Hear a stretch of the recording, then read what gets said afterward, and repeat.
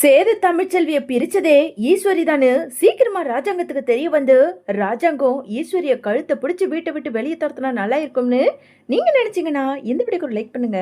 வாங்க வீடியோக்குள்ள போலாம். நிச்சயதார்த்த தட்டை தூக்கி வீசி எறிஞ்சிட்டு எங்க அப்பத்தா அந்த இடத்த விட்டு கிளம்பி போக எல்லாருமே நிச்சயதார்த்தத்தை நடத்தாம நேரா வீட்டுக்குமே வந்துடுறாங்க. வீட்டுக்கு வந்த அங்க ராஜாங்கத்தை பார்த்து எங்க சாவித்திரி இருந்துகிட்டு, அண்ணே நீங்க பண்றது கொஞ்சம் கூட சரியில்லை, அம்மா கோச்சுக்கிட்டு போயிட்டா நீங்க பாட்டுக்குன்னு அம்மாவை ஒரு வார்த்தை கூட கூப்பிடாம இப்படிதான் வீட்டுக்கு வர்றதா? அவங்க நம்ம அம்மானே ஈஸ்வரி மதனி எல்லாத்தையும் திட்டம் போட்டு செய்யறாங்கன்னு அம்மாவுக்கு முன்னாடியே தெரிஞ்சிருக்கு. அதனாலதான் இந்த நிச்சயதார்த்தமும் வேண்டாம் ஒண்ணு வேண்டான்னு சொல்லி தூக்கி வீசி எறிஞ்சிட்டு அந்த இடத்த விட்டு போயிட்டாங்க.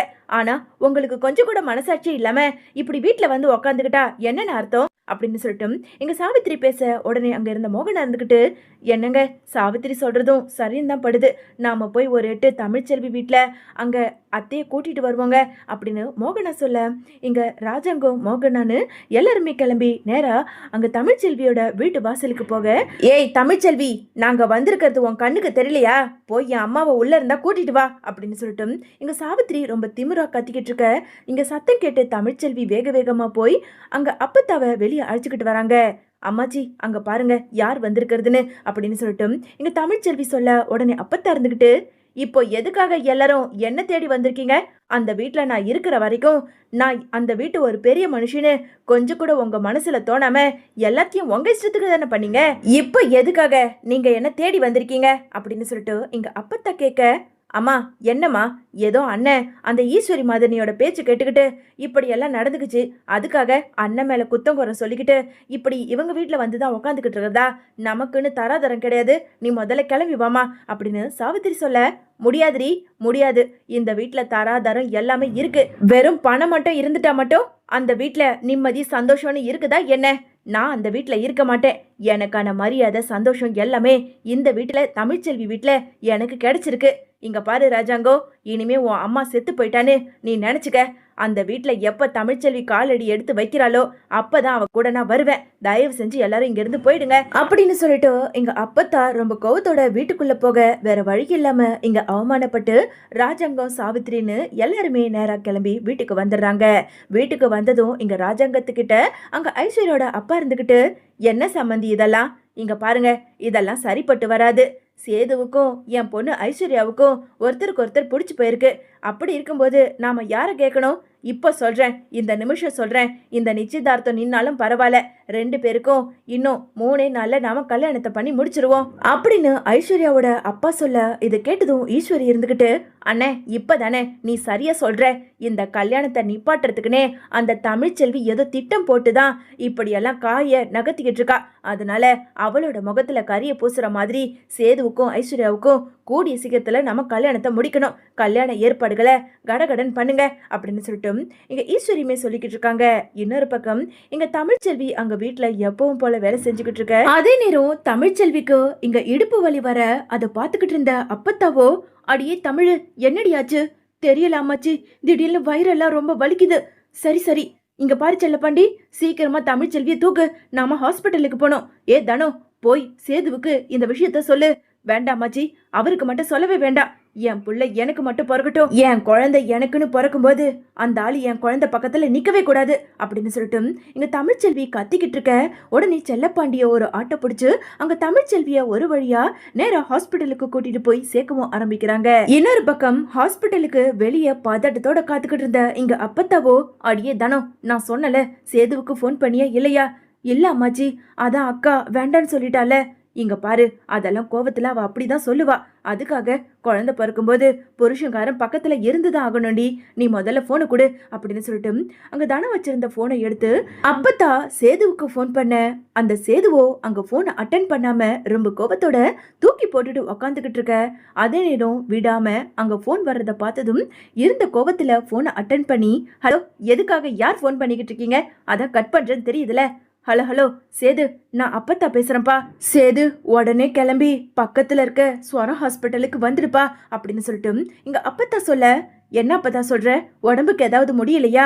சொல்லியிருந்தா நானே வந்து உன்னை ஹாஸ்பிட்டலுக்கு கூட்டிட்டு போயிருப்பல. இல்லப்பா இது வேற விஷயம், தமிழ்ச்செல்விக்கு இடுப்பு வலி வந்திருக்கு, உனக்கு குழந்தை பிறக்க போது, சீக்கிரமா வாப்பா அப்படின்னு சொல்லிட்டு அங்க அப்பத்தா சொல்ல, இங்க பாரு அப்பத்தா, நான் தான் சொல்லிட்டேன்ல, அந்த தமிழ்ச்செல்வி எனக்கு பொண்டாட்டியே கிடையாது. அப்படி இருக்கும்போது அவளோட குழந்தை மட்டும் எனக்கு குழந்தையே என்ன?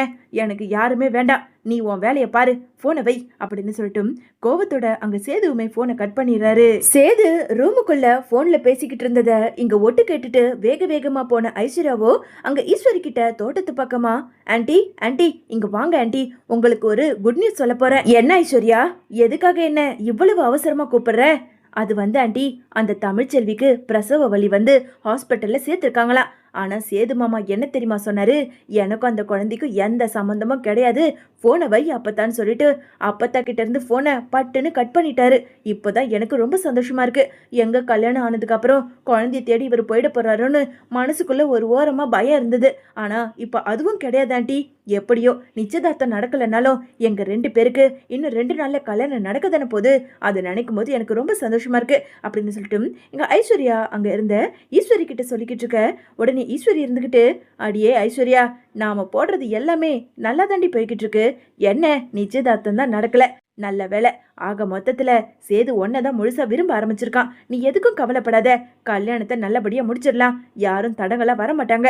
அதான் அந்த தமிழ்ச்செல்வி தாலியை கழட்டி தூக்கி போட்டுட்டு போயிட்டால, இனிமே அவளோட தொல்லையும் கிடையாது. ஆமா ஆண்டி, எனக்கு இவ்வளவு பெரிய வாழ்க்கையை நீங்க அமைச்சு கொடுத்துருக்கீங்கன்னா எல்லாத்துக்கும் காரணம் நீங்க தான் ஆண்டி.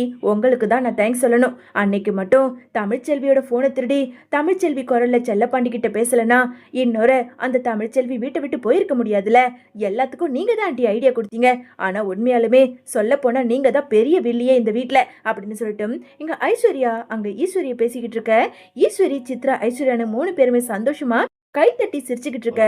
அதே நேரம் இதை எல்லாத்தையும் கருப்பு ஒரு ஓரமா நின்னு எல்லாத்தையும் விட்டு கேட்டுறாரு. அடிப்பாவீங்களா, அப்போ 3 பேரும் கேடுகிட்டு சிரிக்கீங்களா? பேசுங்கடி பேசுங்க, கை தட்டி கூட சிரிங்க. இன்னும் கொஞ்ச நேரத்துல இந்த கருப்பு யாருங்கிறத நான் காட்டுறேன்டி, இதோ வரேன் அப்படின்னு சொல்லிட்டு கருப்பு வேக வேகமா அங்க சேதுவோட ரூமுக்கு போய், மாப்பிள மாப்பிள, நான் தான் சொன்னல தமிழ்ச்செல்வி மேல எந்த தப்பும் கிடையாதுன்னு. ஆனா நான் சொல்றத நீ எங்க கேட்ட? இங்க வா, என் கூட இப்பவே வா அப்படின்னு சொல்லிட்டு வலுக்கட்டாயமா சேதுவோட கையை பிடிச்சு கூட்டிட்டு போய் அங்க 3 பேரும் நின்று பேசிக்கிட்டு இருக்கிறத இங்க மறைமுகமா மறைய வச்சு அங்க சேதுவுக்கு எல்லா உண்மையையும் வெட்ட வெளிச்சமாக்குறாரு கருப்பு. அங்க பேசுறத கேட்டுக்கிட்டு இருந்த சேதுவுக்கோ அப்படியே தலையில இடி விழுந்த மாதிரியாக, மாமா என்ன மாமா இது? அப்போ தமிழ்ச்செல்வி குரல்ல இந்த ஐஸ்வர்யா தான் செல்லப்பாண்டி மாமாவுக்கு போன் பண்ணதா? அட ஆமா மாப்பிள, இதுதானே அன்னைக்கு தமிழ்ச்செல்வி நான் எந்த ஒரு தப்பும் பண்ணலன்னு காலில் விழாத குறையா தமிழ்ச்செல்வி கெஞ்சிச்சு. ஆனா நீ எங்க நம்பின? ஒரு பொண்டாட்டி மேல நம்பிக்கை வைக்கணும், ஆனா உனக்கு அது சுத்தமா கிடையாது. இது எல்லாத்துக்கும் காரணம் இந்த ஈஸ்வரி குந்தாணி தான். ஐயோ மாமா, நான் பெரிய தப்பு பண்ணிட்டேன் மாமா. இப்போ என்ன பண்றது? அவளுங்கள நான் சும்மாவே விட போறதில்ல. மாப்பிள அத அப்புறம் பாத்துக்கலாம். இவளுங்க எங்க போயிட போறாளுங்க? இந்த வீட்டுல தானே இருந்தாகணும். இப்போ தமிழ்ச்செல்விக்கு அங்க பிரசவ வலின்னு நான் கேள்விப்பட்டேன். ஹாஸ்பிட்டல்ல சேர்த்திருக்கிறதா இப்பதான் கொஞ்ச நேரத்துக்கு முன்னாடி அப்பதான் எனக்கும் போன் பண்ணி சொல்லிச்சு. நீ இப்பவே ஹாஸ்பிட்டலுக்கு கிளம்பு, இவளுங்கள நான் பாத்துக்கிறேன், நீ போ மாப்பிள அப்படின்னு சொல்லிட்டு இங்க கருப்பு சொல்ல வேற வழி இல்லாம அங்க சேதுவுமே தப்ப உணர்ந்து நேரா ஹாஸ்பிட்டலுக்கு போறாரு. இன்னொரு பக்கம் தமிழ்ச்செல்விக்கு அங்க ஹாஸ்பிட்டல்ல பிரசவம் பார்த்துக்கிட்டு இருக்க. அதே நேரம் வாசல்ல நின்னுகிட்டு இருந்த அப்பத்தாவோ கடவுளை வேண்டிக்கிட்டு இருக்க. அங்க வந்த சேதுவை பார்த்து எங்க அப்பத்தாவுக்கு ரொம்ப அதிர்ச்சி ஆகுது. என்னடா என்னமோ பெரிய இதுவாட்டம் பேசுன, இப்போ எதுக்காக இங்க வந்த? ஐயோ அப்பத்தா, என்ன மன்னிச்சிரு அப்பத்தா.